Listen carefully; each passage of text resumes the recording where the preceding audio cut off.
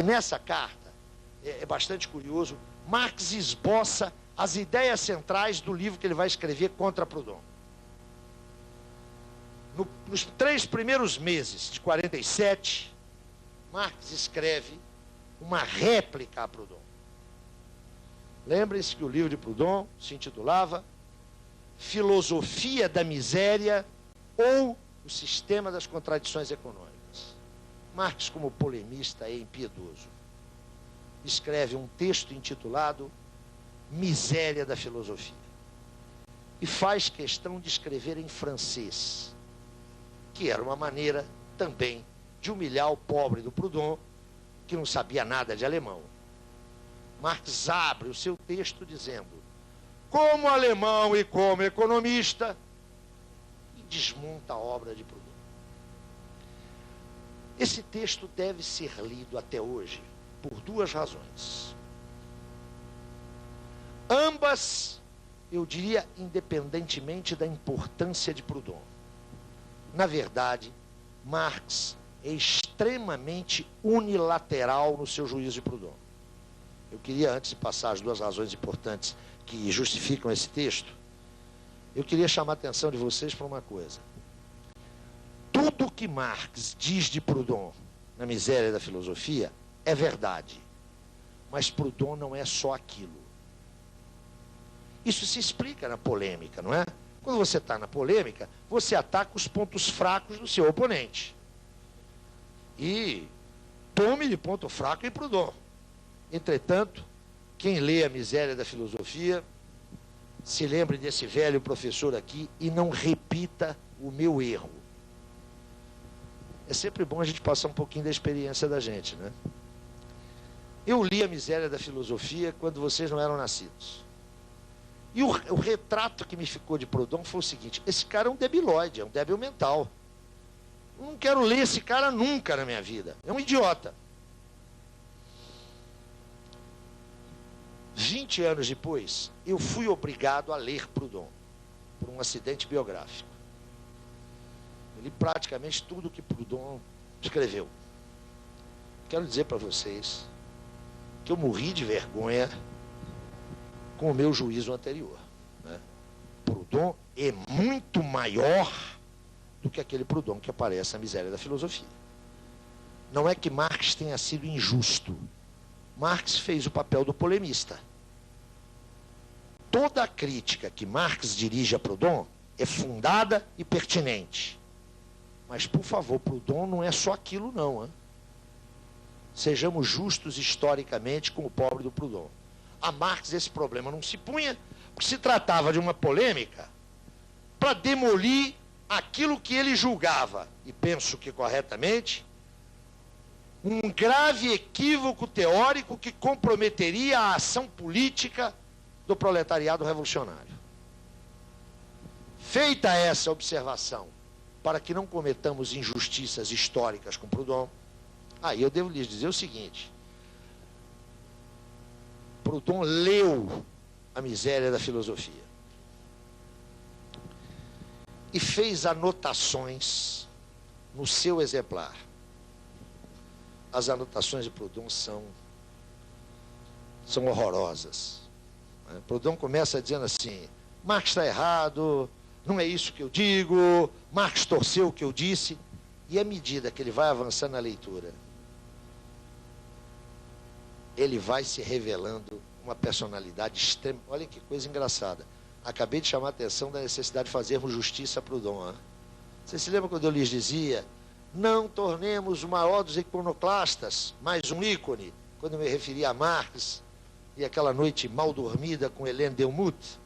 A mesma coisa vale para Proudhon. Não mistifiquemos os grandes homens.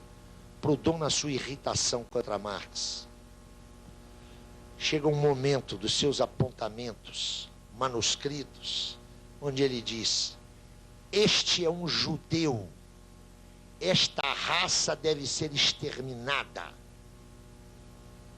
Imagine Proudhon, um humanista, escrevendo isso na intimidade.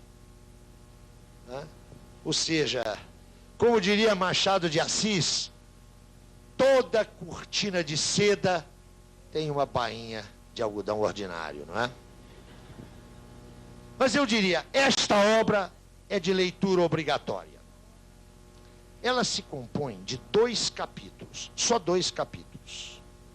Há um primeiro capítulo, onde Marx faz uma síntese das suas leituras em economia política, sobretudo a discussão acerca do valor. Vocês se lembram lá do problema dos economistas clássicos? Aquele diferencial, aquele linhazinha, a produção de valor, lembram-se daquilo? Marx expõe, num primeiro capítulo, uma síntese do pensamento da economia política clássica acerca do valor, com o objetivo de mostrar que Proudhon não entendeu absolutamente nada da discussão clássica da economia política. Esse primeiro capítulo é importante, sobretudo, para o historiador da economia. Por quê? Porque está aí, notem, o registro do conhecimento de Marx até 46. Que ele conhecia de economia política, está no primeiro capítulo. É um capítulo teórico, extremamente maçante, porque Marx está se credibilizando para enfrentar Proudhon, mas que mostra a rodagem que Marx já tem na economia clássica. Mas o que é importante é o segundo capítulo. Insisto, o livro só tem 2 capítulos. É um livro fininho, de 100 e poucas páginas. O segundo capítulo é precedido de uma discussão metodológica. Na verdade, o primeiro parágrafo, o livro é disposto em parágrafos. O primeiro parágrafo do segundo capítulo, Marx faz observações metodológicas. Vocês se recordam que eu disse que Marx teve muito pouco nisso, lembra? Lá na ideologia alemã tem um desdobramento disso, agora na Miséria da Filosofia, lá em 1857, e no prefácio e pós-fácio ao Capital. Aí, Marx, isso é da maior importância, na primeira obra significativa, ele já tinha escrito alguma coisa, publicou alguma coisa entre a Sagrada Família e a Miséria da Filosofia. Panfletos, conferências, artigos. Mas a primeira obra significativa do Marx, que já opera a partir da crítica da economia política, na discussão metodológica, Marx levanta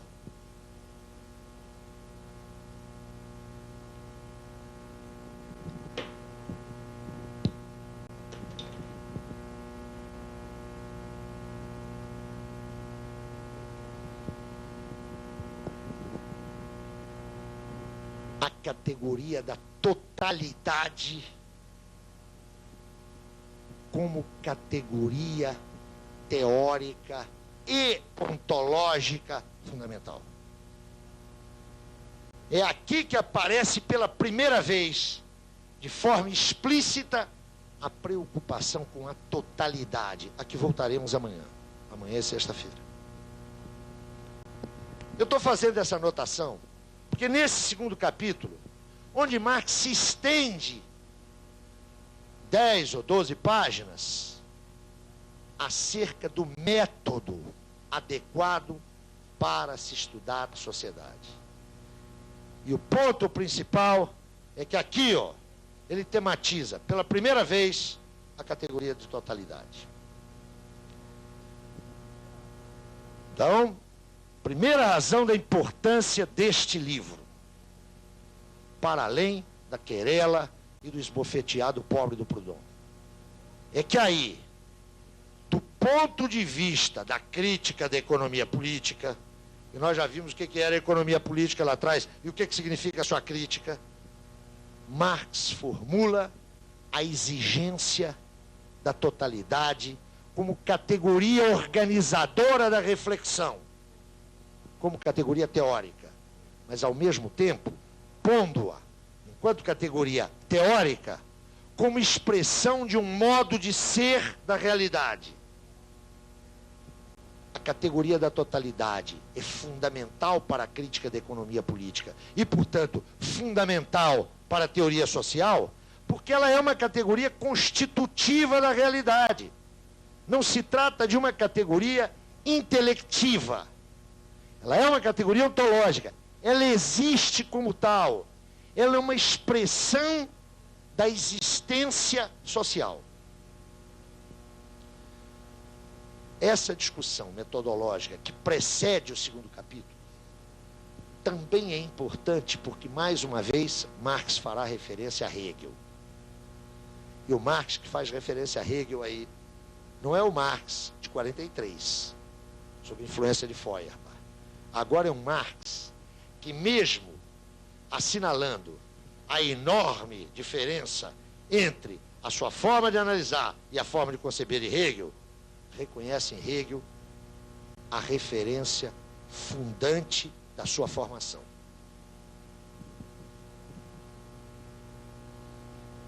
Entretanto, há um segundo motivo para a gente trabalhar com esse texto.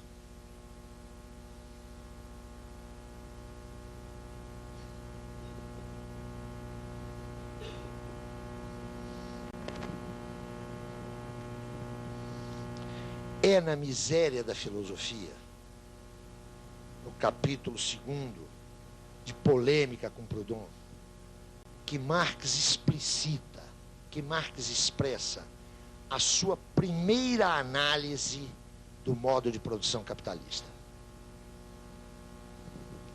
É aqui, neste livro, que, de posse de um conhecimento já razoável da economia política clássica e de um acúmulo, de uma densificação dos seus conhecimentos históricos e políticos, é aí, pela primeira vez, que Marx oferece um quadro sinótico, um painel resumido da constituição do modo de produção capitalista.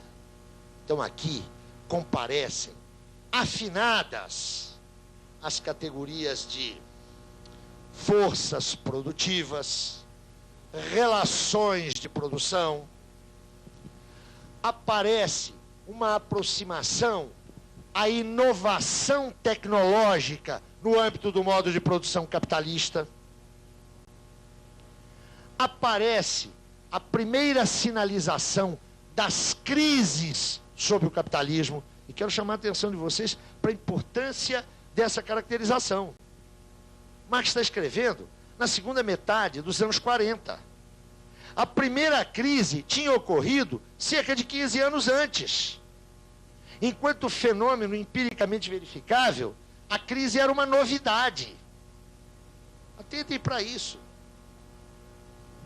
O fulano não está trabalhando com uma problemática cuja referencialidade empírica fosse abundante. Não, pelo contrário. Havia indícios do caráter necessariamente cíclico da produção capitalista. Havia indícios. Cíclico, atenção, no sentido de cíclico, desembocando a crise. Não cíclico no sentido do ciclo produtivo.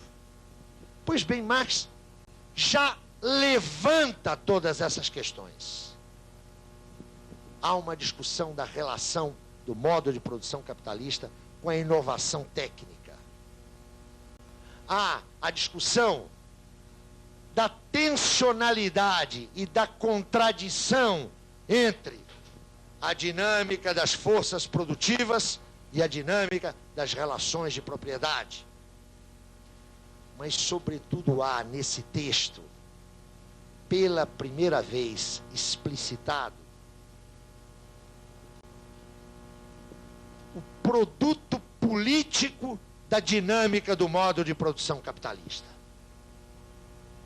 Aquele conceito de classe que aparece no pensamento marxiano lá na segunda crítica a Hegel, agora é trabalhado, é concretizado na análise do movimento dos trabalhadores na Europa.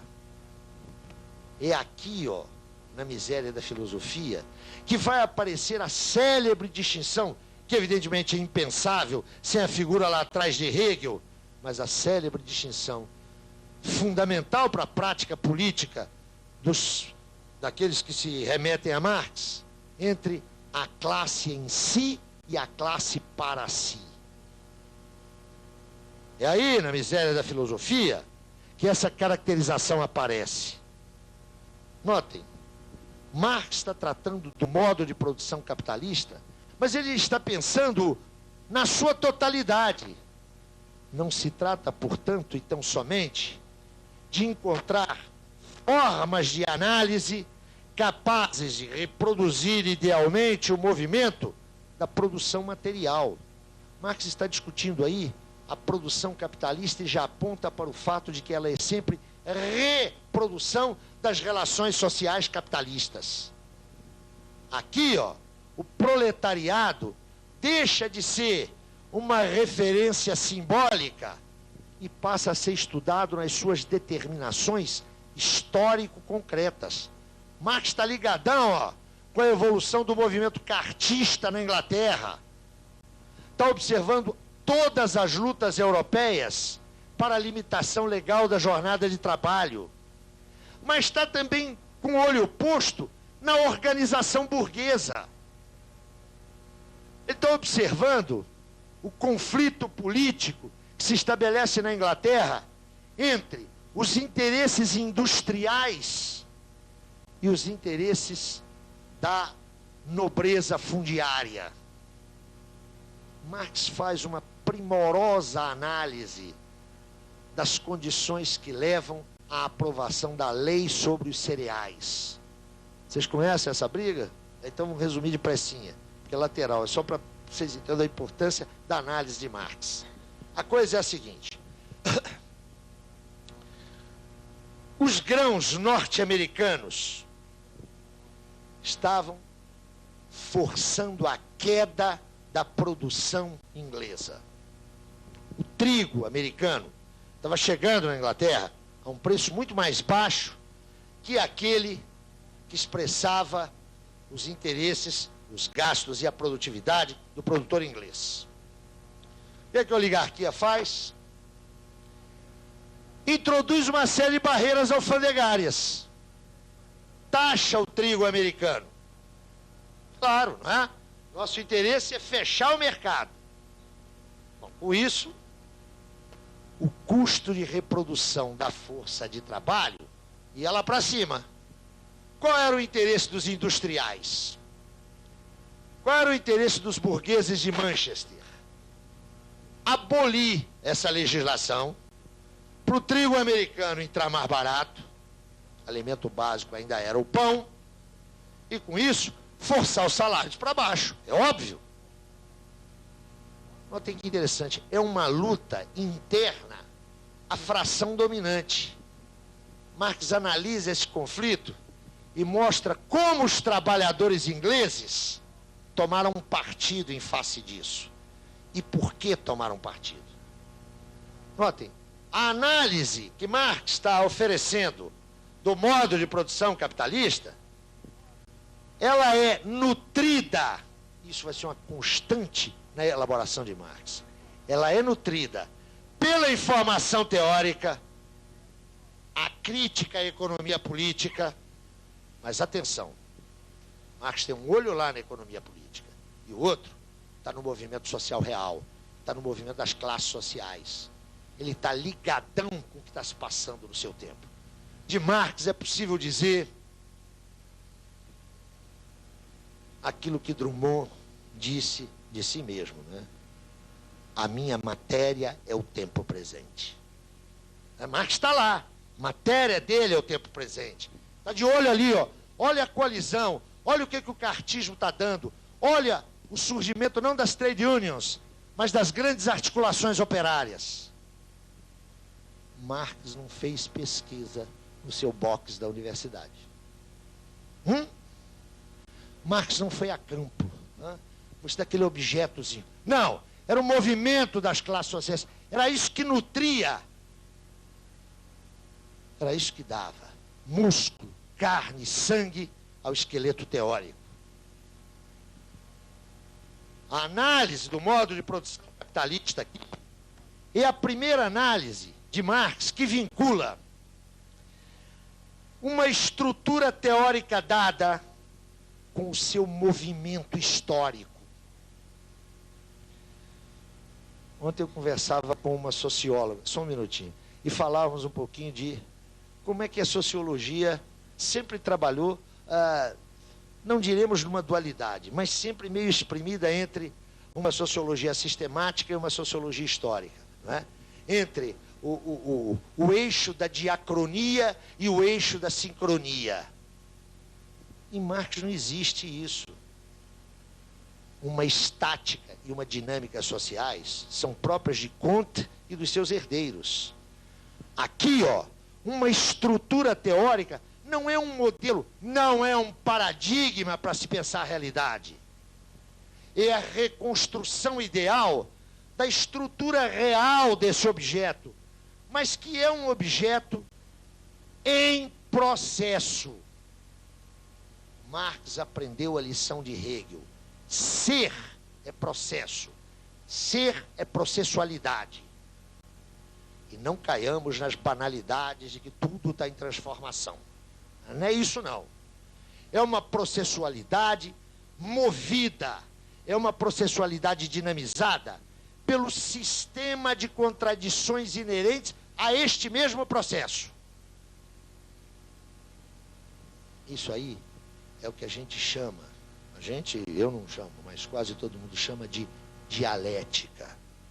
É só para vocês não irem embora dizendo, o Zé Paulo falou uma semana sobre Marx e não falou em dialética. Estou falando nisso o tempo todo. Eu só não estou metendo carimbo.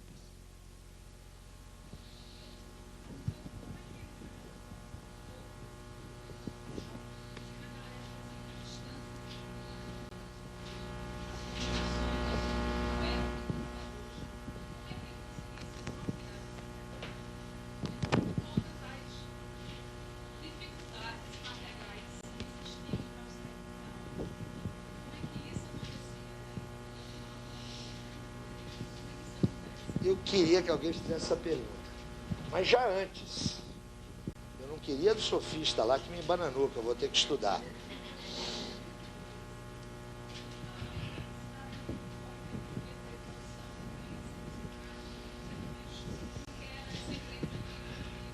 A tua pergunta, eu vou tentar responder ela, mas eu vou puxar para algo que eu acho que é muito importante. Como é que esse cara trabalhava? Trabalhava intelectualmente, né? Só nesse sentido que eu estou usando trabalho. Como é que era isso? Vocês já observaram que dificilmente a gente sabe como é que um pesquisador pesquisa? Eu sei que com certeza aqui há professores de metodologia científica. Não tem nos currículos? Eu não sei o que é isso, né? Metodologia científica é igualzinha a diferença entre erotismo e pornografia. Vocês sabem qual que é? Não sabem, não? É o seguinte, erotismo é aquilo que eu faço na cama, pornografia é o que os outros fazem. Hã? Metodologia científica é a minha. Hã? A da gente é científica, a dos outros é ideológica, não é suficientemente articulada, aquelas coisas todas. Mas essas disciplinas de metodologia, pelo menos vocês me desculpem, se a experiência de vocês não é assim, que ótimo. O que eu aprendi e o que vejo ensinando, eu não ensino isso, é que o pesquisador tem uma relação determinada com o seu objeto.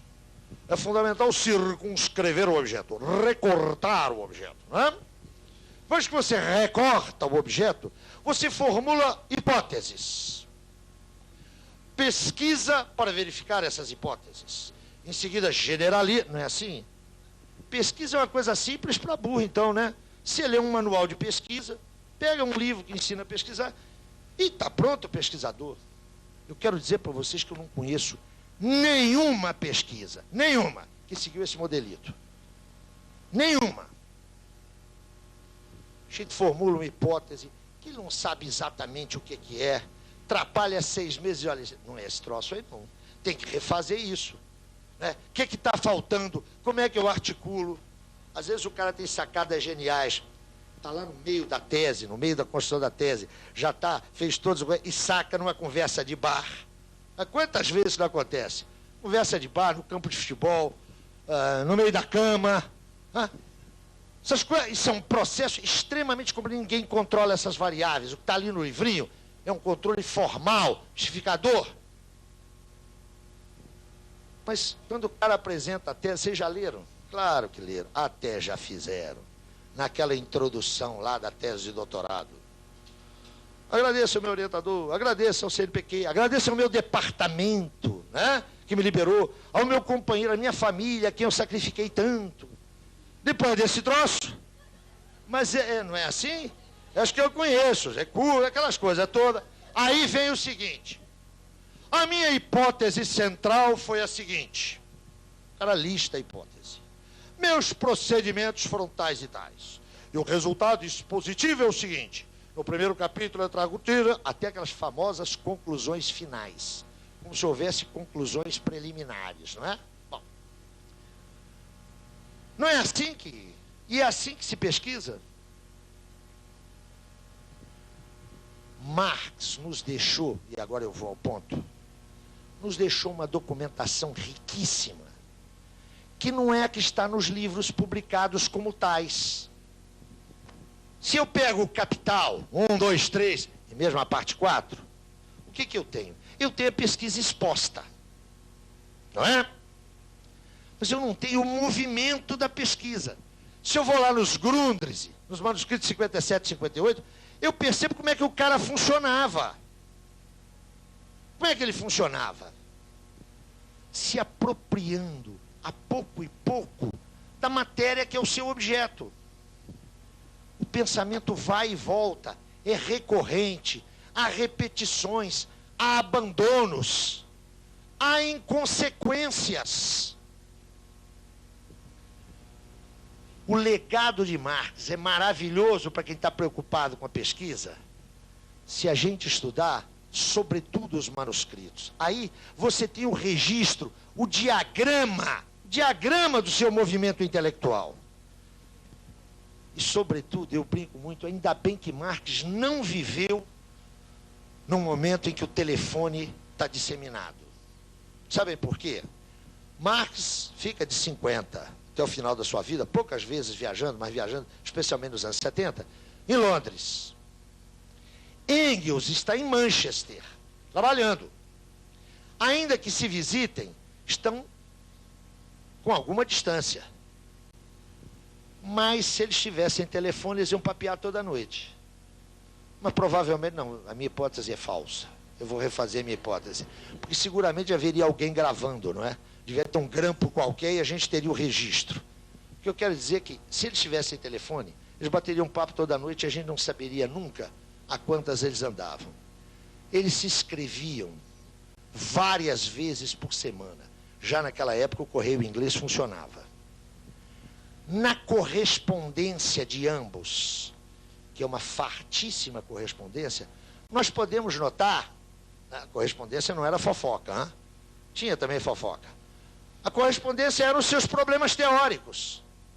Marx fazendo indagações a Engels, Engels sugerindo textos, sugerindo indicações, sugerindo pistas de investigação.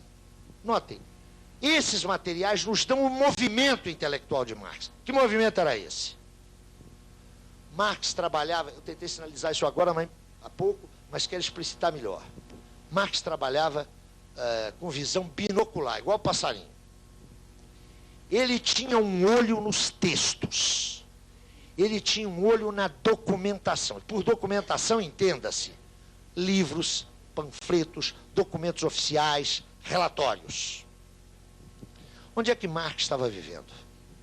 Estava vivendo em Londres. Não por acaso, na City. Ali, ó, não estava só a oficina do mundo. Ali estava a transação bancária do mundo. Ali já tinha bolsa de valores. Querem informações precisas sobre os empréstimos do Império Brasileiro Os Rothschild não vão achar no Rio de Janeiro, mas estão lá em Londres. O cara estava num observatório. Vou sugerir a vocês duas coisas quando forem a Londres. Primeiro, dá uma chegada no Museu Britânico.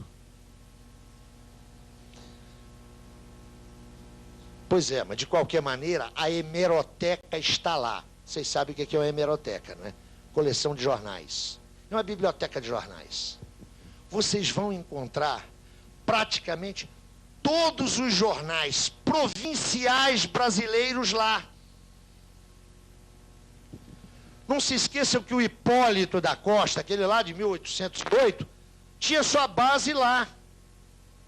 Marx dispunha da melhor hemeroteca do mundo, claro. E essa observação, tua pergunta tem sentido por isso. Esse negócio ia de paquete. Ia de vapor. Então é evidente que a notícia chegava com retardo. Atenção. De qualquer maneira, ele estava no centro que coligia a informação. Ele tinha um olho nessa documentação. Aí eu queria falar a segunda coisa para vocês irem a Londres. Além de irem no British, dei uma chegada no cemitério de Highgate. O cemitério de Highgate é um cemitério pobre, um cemitério judaico, judeu, e lá está o Marx e a família dele tem um monumento enorme. Assim como o católico tem que beijar, tem que ir lá na Basílica de São Pedro, o comunista tem que ir lá depositar rosas. Eu fiz isso N vezes e aí aconteceu uma coisa ótima, gente. É uma leia, é o único túmulo grande que existe. E naturalmente o neguinho vai lá e tira a fotografia, né? Eu tirei várias. Mas você... Não paga não. Ah, bom, então já é, olha, já é resultado da era Thatcher, com toda certeza. Eu não lembro disso, não. Bom, mas isso é o de menos. O que importa é o seguinte, está todo mundo lá querendo tirar retrato. É uma leia. E aqui do lado, em frente, tem um pequeno túmulozinho, de tijolinho, mal cuidado, que só serve para uma coisa. Para a gente botar o bumbum lá para tirar o retrato. Me deu vontade, depois de ir lá várias vezes, ter tirado vários retratos, a Romaria se faz anualmente, me deu vontade de ver de quem era o túmulo. A história de uma ironia. A história... Clio, que é a deusa da história. Clio é uma matrona ardilosa. Todo mundo vai lá, tira o retrato e põe o bumbum. Sabem de quem é o túmulo? Herbert Spencer. Dá um certo prazer. Não o retrato, mas pôr o bumbum lá, não é? Retornemos. Marx está ali, no centro da informação da época. Ele tem um olho nessa documentação. Está com um olho nessa documentação. Mas atenção, essa não é a única fonte de informação. O débil movimento operário tinha fortes laços de solidariedade e de fraternidade. Então, a notícia, o informe, o evento era relatado por cadeias informais de veiculação. Marx estava ligado nisso, estava ligado ao movimento operário. Tradição que se perdeu. Não é? Essa tradição hoje é muito débil. Hoje nós lemos um jornal progressista, suponho que aqui em Pernambuco também, a intelectualidade de esquerda de São Paulo é toda assinante desse jornal, a Folha de São Paulo. É evidente que quem lê a Folha está mal informado, não é? É óbvio. É óbvio. A Folha existe para desinformar. Então Marx está ligado com esse tipo de informação. Mas o outro olho, a visão binocular, ele está acompanhando todos os processos políticos visíveis. É claro que isso não apenas levou a esse acompanhamento, mas o levou a equívocos. Eu vou apenas sinalizar um. Marx estava de olho na América. Marx não fala em Estados Unidos, fala em América. Hã? E Marx tem uma profunda admiração pela América. Surpreendente hoje para algumas pessoas, não é? Quando Lincoln é reeleito presidente, Marx, em nome da Associação Internacional, lhe passa um telegrama que vocês deviam ler. Eufórico. A vitória Yankee, para Marx, foi fundamental. Destruía o latifúndio e a escravatura. Quando os gringos tomam a Califórnia, depois tomam o Texas e o Novo México, Engels escreve para Marx preocupado, dizendo, olha, caráter expansionista, sabe o que Marx diz? Que maravilha! Lembre-se da historinha de Lafargue, contada aqui anteontem. Que maravilha! Os operosos Yankees vão promover o desenvolvimento que esses mexicanos indolentes não promoveram. É esse Marx, né? Ele está de olho na América Latina. Pedem a ele uma biografia, um verbete de uma enciclopédia de Bolívar. Vocês não leram esse texto de Marx, chamado Simão Bolívar? Então, por favor, não leiam. O texto é um desastre de desinformação. Ele desqualifica o Bolívar. Marx não entendeu nada de Bolívar, nada. O que nos faz estar aqui é que Marx acertou no atacado. Onde é que foi o atacado? Sabe onde é que foi o atacado? As tendências estruturais da sociedade burguesa. Eu vou lhes propor uma brincadeira para amanhã. Vocês vão chegar em casa hoje, ou à tarde, ou aqui, vão abrir o manifesto do Partido Comunista e vão ler aquele primeiro capítulo lá, sobre a constituição do mundo burguês. Aquele onde Marx está dizendo, olha, a burguesia em pouco tempo realizou mais maravilhas do que o passado da humanidade. Ele ali descreve a sociedade burguesa, ele e Engels, não é? Dizem lá, olha, a burguesia cortou, tirou o véu idílico que cobria todas as relações de dependência e colocou entre os indivíduos o frio peso do metal dinheiro. Fez do padre, do professor, do médico, do advogado, um vendedor. Lembram-se disso? Leiam essa parte. Depois que vocês lerem, fechem os olhos e se indaguem se aquilo era o mundo em 1848. Claro que não. Aquilo é uma visão inteiramente futurista. Um sujeito que em 1848 abrisse aquele troço, ia dizer, esses dois caras são delirantes. Aquela descrição é a descrição do nosso mundo hoje. Quase 160 anos depois, eles acertaram. É a descrição do nosso mundo. Sabe o que faz Marx? E agora eu respondo para você. Não do ponto de vista técnico, do ponto de vista essencial. Marx foi capaz de apreender as tendências estruturais da ordem burguesa. A descrição de 48 é Júlio Verne. Como é que os caras acertaram? Acertaram, não é graças a nenhum milagre. Não tem nenhum dote, não tem nenhuma intervenção do Espírito Santo.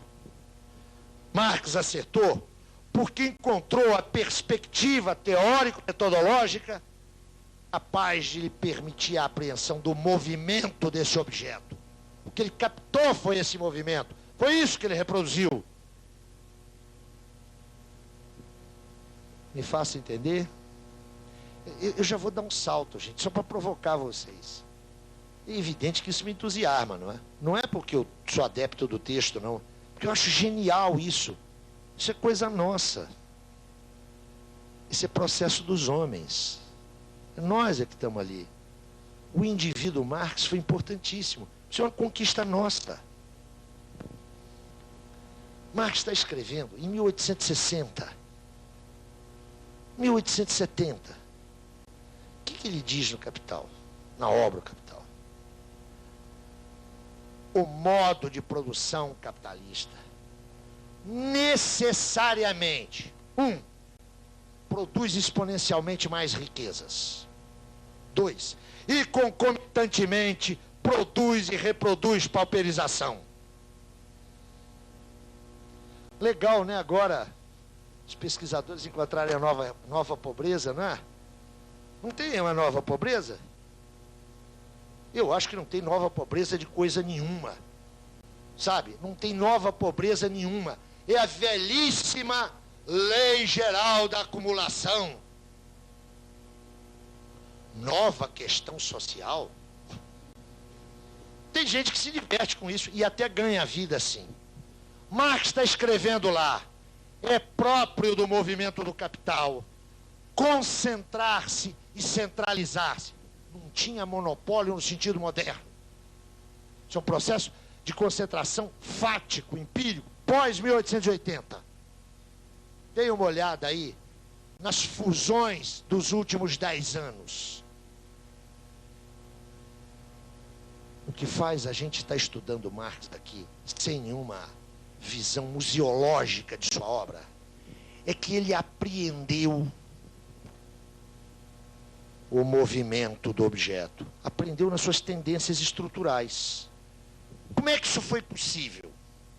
Foi possível, primeiro, porque havia um suporte social para isso. Ele está trabalhando no pós-48. Já falamos do sujeito social que Marx vocaliza.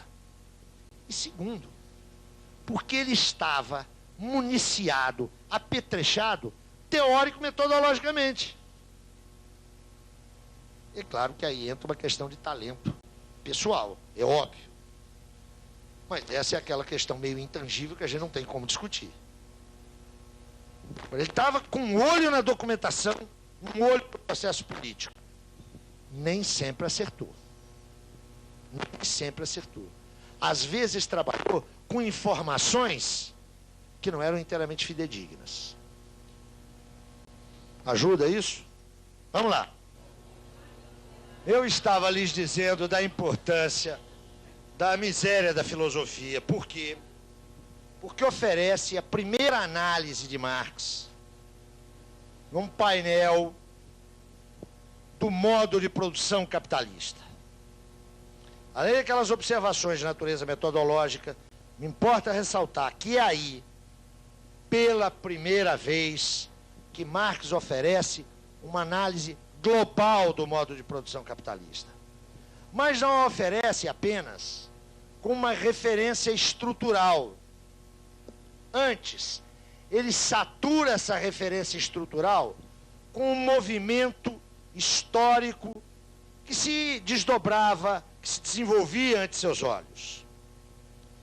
E, sobretudo, porque ele recupera na tensionalidade política da época, porque ele recupera no marco dos conflitos políticos, das lutas de classes da época aí, da primeira metade dos anos 40, Marx recupera essa dimensão política no âmbito da sua abordagem estrutural. Aqui, ó, o que eu tenho não é apenas uma análise do modo de produção capitalista. Eu tenho mais. Eu tenho a análise, esse primeiro esboção, e vocês vão ver porque que eu estou dizendo primeiro esboção logo em seguida.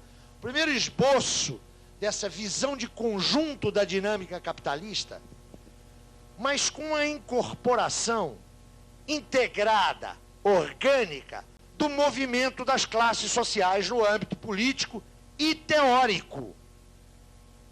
No âmbito político e teórico.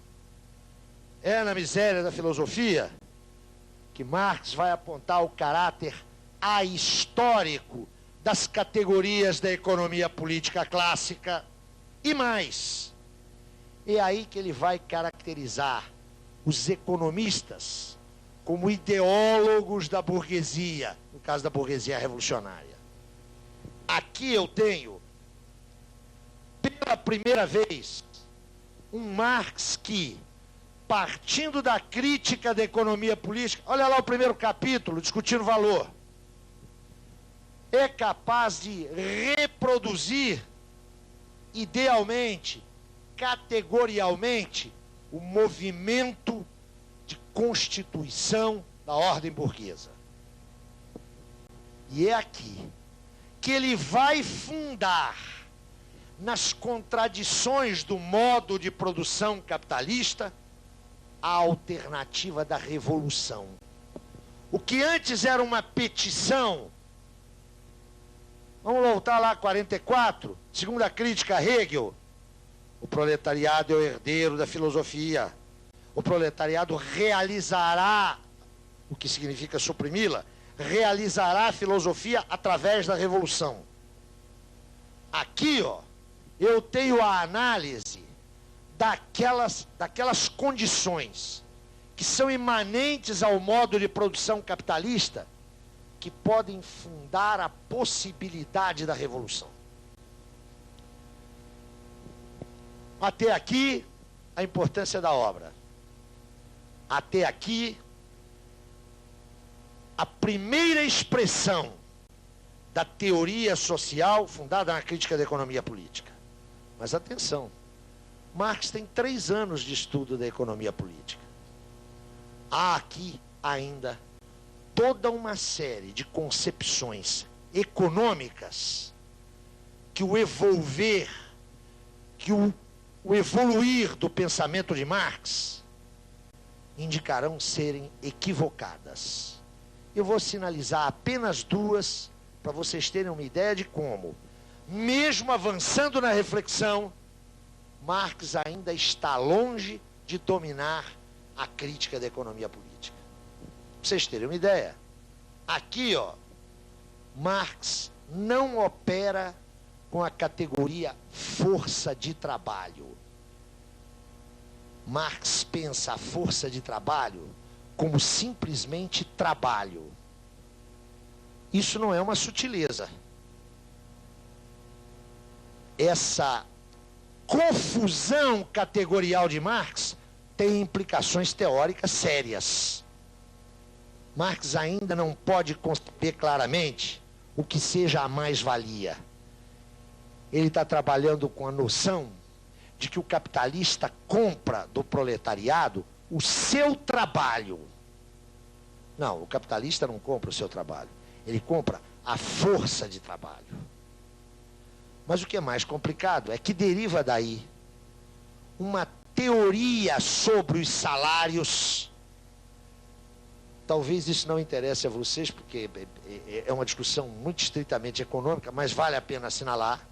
Uma teoria sobre os salários, que é uma teoria muito complicada. Uma teoria que, no limite, vai conduzir à noção de que o desenvolvimento capitalista implica sempre uma pauperização absoluta dos trabalhadores. Noção que vai estar presente ainda no manifesto do Partido Comunista. Marx vai levar mais de 10 anos para superar essas dificuldades. É só para sinalizar que já de posse do instrumental básico para construir a sua teoria social, Marx ainda tem muito que aprender. Muito que aprender. É filho direto da polêmica com o manifesto do Partido Comunista. Cabem aqui algumas observações. Na hora que eu saí para tomar café, eu vi que alguém está com a edição do manifesto, a edição do Sesc Centenário, dos 150 anos do manifesto, para a qual eu fiz uma longa apresentação e foi publicada pela Cortez. Eu vou retomar aqui algumas das ideias que estão lá, porque me parece que ajuda a entender a significação do manifesto. Queria chamar a atenção de vocês para uma coisa: esse é um documento político. O manifesto é um documento político. Não é um documento inovador na forma. A tradição política do século XIX já registrava essa expressão programática. Lembro para vocês que é de 1797 o Manifesto dos Iguais, de Graco Babeuf e Sylvain Maréchal. Ali se inaugura essa prática que já tinha, digamos, alguns precedentes no processo da Revolução Francesa. A primeira metade do século XIX é generosa em inúmeros manifestos. Do ponto de vista dessa forma de expressão, o manifesto não é um documento inovador. O que é absolutamente inovador no manifesto é que, pela primeira vez na história, uma programática política é precedida de uma fundamentação teórica. O que é importante, o que é absolutamente peculiarizador do Manifesto do Partido Comunista, é que, pela primeira vez, uma programática política. O que é o manifesto? O manifesto é a apresentação à sociedade europeia, à opinião pública europeia, aos políticos europeus, mas, sobretudo, aos trabalhadores europeus. É a apresentação de um programa de um partido que está surgindo, é só isso. Entretanto, pela primeira vez, este programa é precedido de uma fundamentação teórica. Esses dois pontos vão merecer a nossa reflexão em seguida. Por que Marx e Engels produzem um documento que não é apenas um documento programático? Por que eles não apresentam? Olha, acaba de ser refundado em Londres a Liga dos Comunistas e a nossa proposta é 1, 2, 3... Não sei se vocês se recordam que o programa que Marx apresentou é um programa de pouco mais de 10 pontos, 11 pontos. É uma pagininha só. Por que eles escreveram 22 outras páginas? Quero lhes lembrar que a edição original do manifesto tem 23 páginas. Claro, né, as edições contemporâneas trazem prefácios, pós-fácios, notas, aparato crítico. É isso que as torna mais gordinhas. O documento original tem 23 páginas. Por que Marx e Engels não apresentaram simplesmente numa página o programa, os 10, 11 pontos do programa? Por que eles se deram ao trabalho de, antes de apresentar esse programa, oferecer uma sinopse do movimento da ordem capitalista? Por uma razão central. Marx e Engels, mais notadamente Marx, não foi jamais seduzido por qualquer utopia. Que coisa absurda, não é? Falar isso. Vocês não acham que é importante reinventar a utopia? Vocês não acham que a esquerda está carente de utopias? Vocês têm todo o direito de achar. Tenho visto intelectuais da maior qualidade, da maior responsabilidade, repetirem essa cantilena, esse cantochão monótono. Quero lembrar para vocês que o caminho de Marx foi da utopia para a teoria. Não é por acaso que, quando se selecionam 3 capítulos de uma obra sua editada em alemão para uma edição francesa, Engels concorda com a formulação que ele é dado, que aliás está lá, do socialismo utópico ao socialismo científico. Vocês sabem que isso não é um livro de Engels, né? É, na verdade, uma edição de partes de uma outra obra sua. Marx e Engels detestavam o utopismo. Para Marx e Engels, o utopismo é próprio de uma classe operária, ou frágil ou derrotada. É utopista quem é incapaz de fundar no movimento real uma proposta factível. Para Marx, o comunismo não é uma utopia. Textualmente, o comunismo não é um estado ideal que deve ser alcançado. O comunismo é um movimento real que, ante os nossos olhos, corrói as bases da sociedade contemporânea. O esforço de teorizar, o esforço de fazer uma análise das lutas de classe, uma análise do desenvolvimento da burguesia, uma panorâmica daquilo que parecia ser o estado do capitalismo naquele momento, esse esforço é para dizer, ó, o nosso programa não é a expressão de desejos. O nosso programa não é um projeto utópico para o qual nós estamos convocando vocês, não. O nosso programa é um projeto viável e factível. O nosso programa é o projeto de uma sociedade que não está brotando da nossa cabeça. É uma sociedade que pode ser faticamente constituída, porque já agora há tendências que mostram a sua possibilidade. Pela primeira vez, um programa político é apresentado com embasamento teórico. Isso não significa que para Marx e para Engels a política fosse uma extensão da teoria.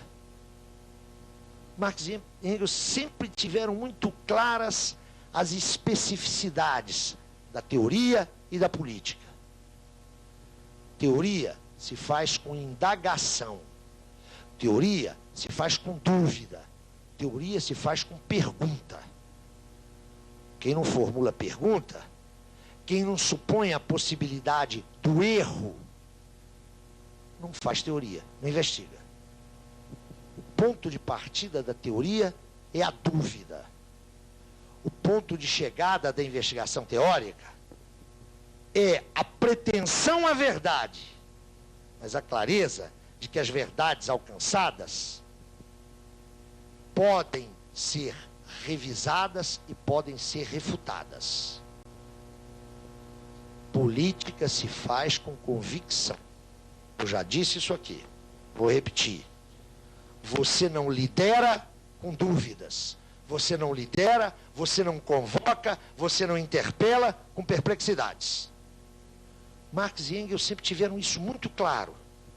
E esse documento, propondo medidas de revolução social fundadas numa interpretação, fundadas numa análise teórica da realidade, tinha um duplo objetivo. De um lado, romper com qualquer utopismo, romper com qualquer noção de que nós vamos criar uma sociedade ideal aqui na nossa cabeça, certinha, arrumadinha, perfeita, sem problemas, e vamos convocar os homens para lutarem por esse modelo. Não, o comunismo é uma possibilidade posta pela dinâmica da ordem burguesa. Mas uma possibilidade não é uma realidade. Converter uma possibilidade em realidade demanda a vontade política organizada dos homens. O segundo elemento próprio desse documento é que, assinalando que fala-se em possibilidade, assinalando que essa possibilidade pode ser abortada, ela pode ser abortada. O resultado da luta de classes no momento de transição revolucionária ou é a vitória textual da classe que traz em suas mãos o futuro, ou é a derrota das classes em presença, é a aniquilação das classes em presença, com tudo o que significa de perda de acúmulo do patrimônio histórico social. Mesmo chamando a atenção para o caráter de possibilidade, esse é um documento político. Então, chamando a atenção para essa possibilidade, há convocação, há interpelação e há afirmação. Vamos à luta porque venceremos. A paixão revolucionária não é incompatível, antes é inteiramente compatível com uma análise teórica rigorosa. Esse documento é uma síntese, é um ponto de chegada do deslocamento da crítica filosófica para a teoria social. Mas ele também reflete o estado em que se encontrava a evolução de seus autores. Eu falei há pouco numa insuficiência teórica lá da miséria da filosofia. Essa insuficiência aparece claramente aqui no Manifesto do Partido Comunista. Uma leitura atenta do Manifesto do Partido Comunista mostra que a tendência de fundo que os seus autores levantam é a tendência de uma pauperização absoluta dos trabalhadores. Essa concepção teórica é falsa. O evolver das pesquisas de Marx o comprovou e Marx não teve dúvida em refazer essa concepção. Mas há mais problemas no manifesto. Há uma oscilação na caracterização da classe dominante. Ora, Marx e Engels falam em opressores, ora falam em exploradores. Essa vacilação não é casual. Ela expressa algumas das debilidades teóricas da análise que Marx faz da ordem burguesa, que já é sintomatizada lá em 47, ele não concebe que a transação entre capitalista e proletário incide sobre a força de trabalho e não sobre o trabalho. Entretanto, essas debilidades não tiraram nem a força histórica desse documento. Esse documento foi o documento inspirador de todo o processo revolucionário significativo da segunda metade do século XIX e de praticamente todo o século XX. Não é pouca coisa, hein? Não é pouca coisa. Em segundo lugar, e é isso que nos interessa, esse documento nos dá uma plena radiografia de onde Marx chegou, Marx e Engels, mas aqui o meu interesse é com Marx, de onde Marx chegou em 48. Ele já tem, no essencial, elaboradas as suas matrizes de análise da ordem burguesa. O que mudar daí para frente, mudará num sentido de aprofundamento da qualificação analítica dessas matrizes. E em segundo lugar, aqui, mais do que em qualquer outro texto marxiano, aquela imbricação referida na nossa introdução entre conhecimento teórico e prática revolucionária se mostra na sua inteireza e na sua plenitude. Sob esse aspecto, o manifesto não é apenas um documento político.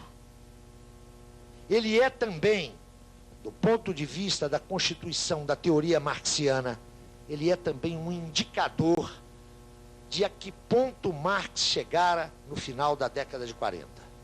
Aqui, ó, toda a elaboração teórica e toda a prescrição política, a indicação política, toda ela já se calça numa crítica à economia política. Entretanto, Marx está longe ainda, pelas indicações que acaba de fornecer, está longe ainda de ter afinado inteiramente o seu instrumental. Isso vai ser a tarefa que lhe caberá na década seguinte, nos primeiros anos de exílio.